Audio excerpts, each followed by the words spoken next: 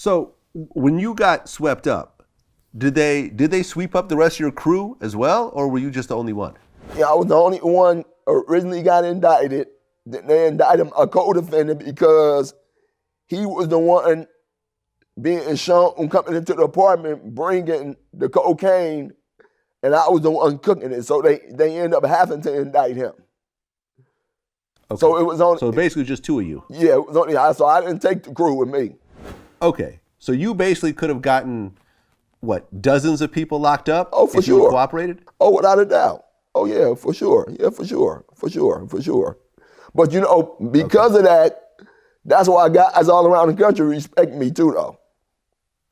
And you can't. And to me, you can't put no value on respect. Okay. So your lawyer comes in and said, okay, give this young kid 15 years. They said, no, we can't do that. Did you end up taking a plea deal, or did you actually blow trial? No, I went to trial. Yeah, I told them they got to get in the box. Okay, you actually went to trial it was a jury trial, I guess? Yes. How much money did you spend on lawyers? Well, at the time, back then, my first lawyer, I paid like $160,000. Some people think that's a lot of money, but back then, you know, the type of money, that era, that 80s, early 90s, hustling guys, it was a different breed, man. I'm just saying they was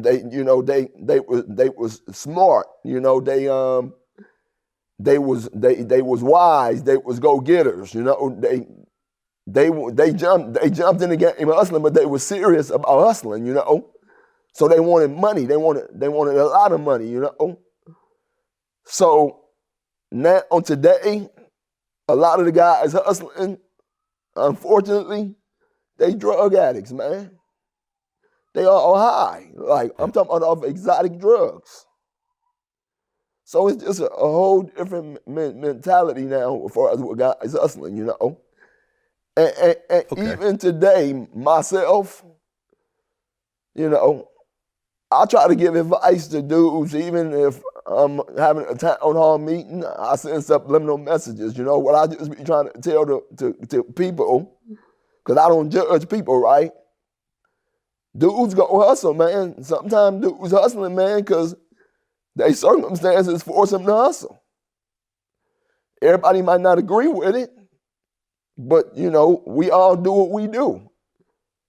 And I always just tell guys that I know, I'm like, man, you know, if you're going to hustle, man, all I'm saying is, man, if the people come, man, just stand up, man, and take what you got coming, man. Don't take nobody else with you, man. Just, you go, man.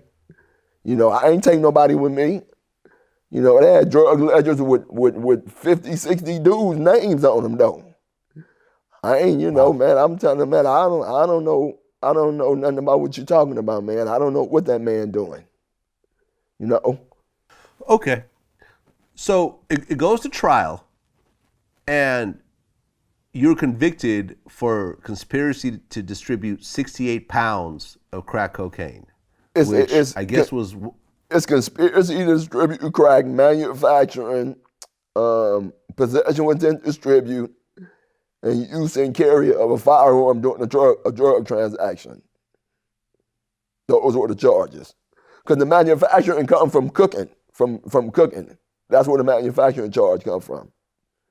The bogus 100-to-1 crack ratio that they had that was targeted at African Americans, 100-to-1 ratio, you know about all that, which all of it was to clean up the inner cities with the guys that they felt was a threat that was getting a bunch of money, man. That's all that was about.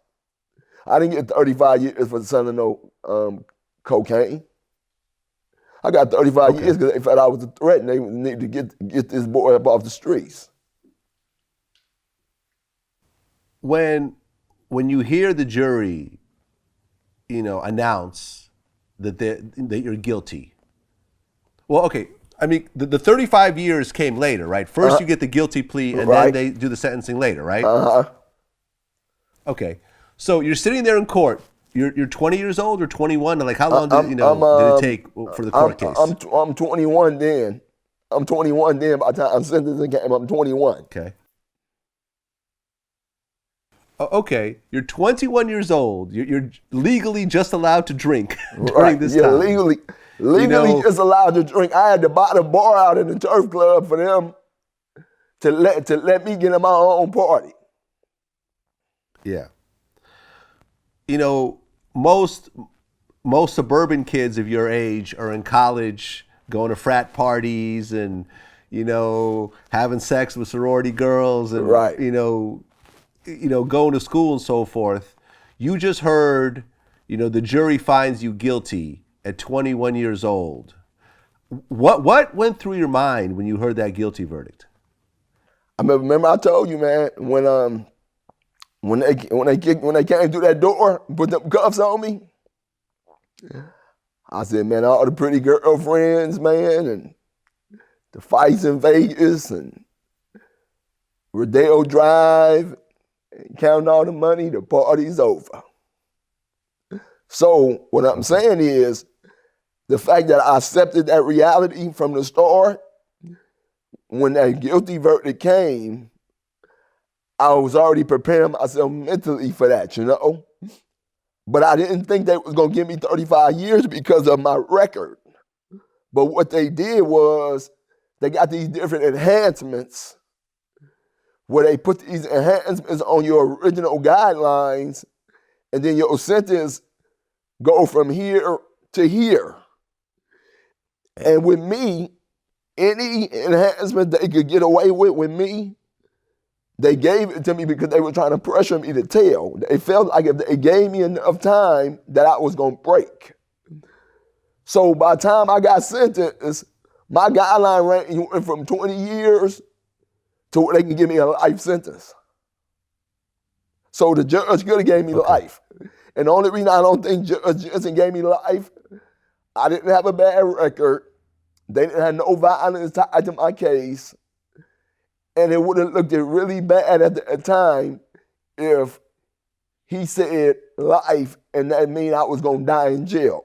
I think if they felt they can get away with it, it wouldn't look too bad on them. That's what they gave to me because they was upset that I wouldn't cooperate. Okay, but still, you're a 21-year-old given a 35-year-old sentence, a 35-year sentence. That means that you had to realize that you're going to be getting out at 56 years old, in the worst case scenario.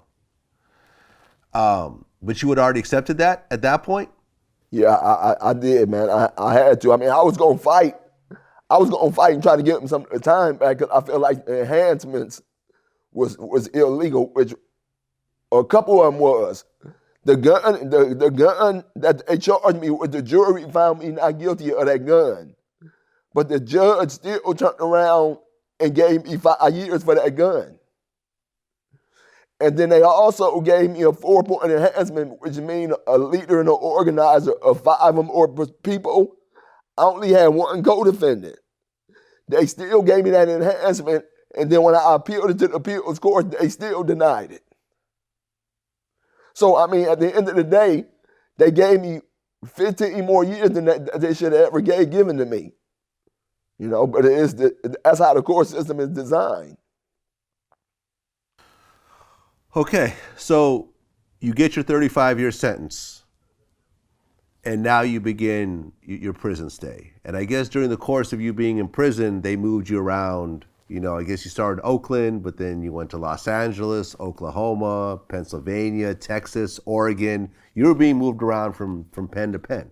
Well, they were trying to break my spirits, The first prison they sent me to now, I'm from California, right? After I get sentenced, they sent me to Ashland, Kentucky, someplace I ain't never heard of. Throughout my prison stay, they ended up sending me to 14 different prisons, which is unheard of. It took 15 years before they even let me come to California because they said I had too much influence. Right, because here you are with a newborn son, and they're sending you to Kentucky and Oklahoma I mean, that's messing you up at this point in terms of actually even seeing your son or your girl or your mother or your Yeah, father and so forth. yeah, that don't care. That ain't care nothing about I had no newborn son and my mom and dad. That the feds don't operate like that. But the beauty of it was that for me, I had already started processing all these thoughts in my head. And what I processed in my head was, no matter where they send me, I'm gonna make arrangements to be able to see my kid, right? And I'm gonna build a relationship with him so that I can have some type of effect on him where he can say, even though my dad left me out here, he did everything in his willpower to be the best father figure to me that he possibly can. So I had already started processing all these things in my head.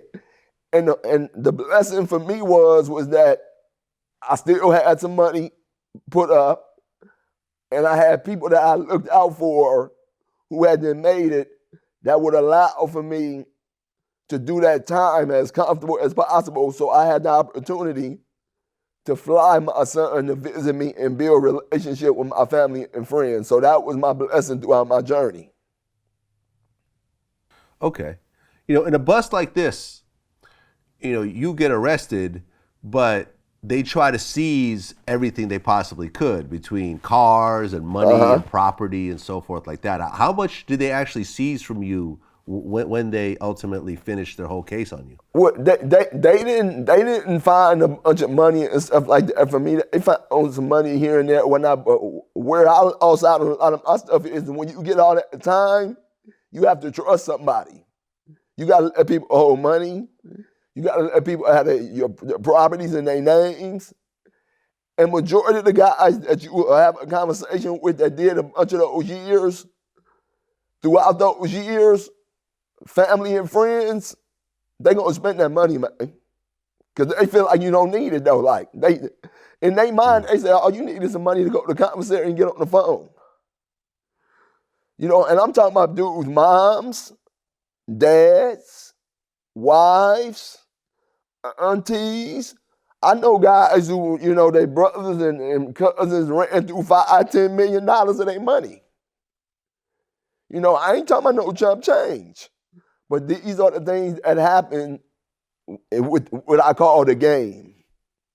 But when I say the game, I say it with the real meaning of it, man. The game, not a game like you play games, the game, man, that we grew up in, my generation, That's why we take the game serious because we know what come with it. Okay. So essentially, all these people that you trusted, did all of them essentially rip you off? No, not all. And I would never drop no names on no people who screwed me out of certain things and none of that because that's just not me, man. I'm not vengeful. I'm not bitter at them. All those things that I experienced came with the choices I made when you in the game. Because at the end of the day, when we hustling and getting money, we know at the end of the day is dirty money anyway. I mean, that's just the truth of the matter. It's dirty money, though, Yeah. Yeah,